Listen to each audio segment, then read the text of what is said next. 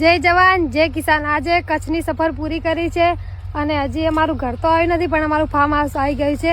Celebrity કે મારે ઘરે જવું નથી, પહેલાં મારા ખેતરમાં જવું છે। ચેક કરવા આવ્યા છે કે 4 દિવસમાં કોઈ નુકસાન તો થયું નથી ને? કેવું છે ખેતર 4 દિવસમાં? બસ મસ્ત, ભગવાને સંભાળ્યું મારું ફાર્મ। મરચા મસ્ત થઈ ગયા છે અને ખેતી તો જોવાય, ખેતી તો ઢગા થઈ ગયા છે। ખરેખર કચ્છની મુલાકાત પછી હવે અમારું ખેતર તો નાનું લાગે છે અને કચ્છની તો મોટી મોટી વાડીઓ હતી અને અમારે તો અહીંયા 2 એકર 3 એકર વધારે।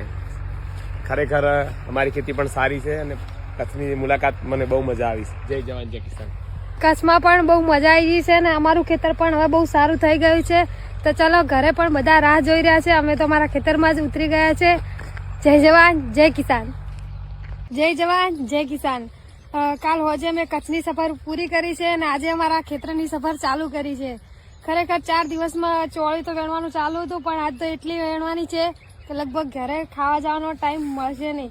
આ ચોળી વેણવાની છે, હજી ફૂલો ભેગી વળજી એ પણ વેણવાની છે। એટલે આજનો દિવસ વિડીયો ખાલી ચોળી ના જ આવશે, આજ ચોળી વેણવી પડશે કે પપ્પા ખેતરમાં હાજર જ છે કે પહેલાં કામ કરો ને પછી વિડીયો ઉતારો। તો અમે નવા વિડીયો કાલથી બનાવશું। જય જવાન જય કિસાન।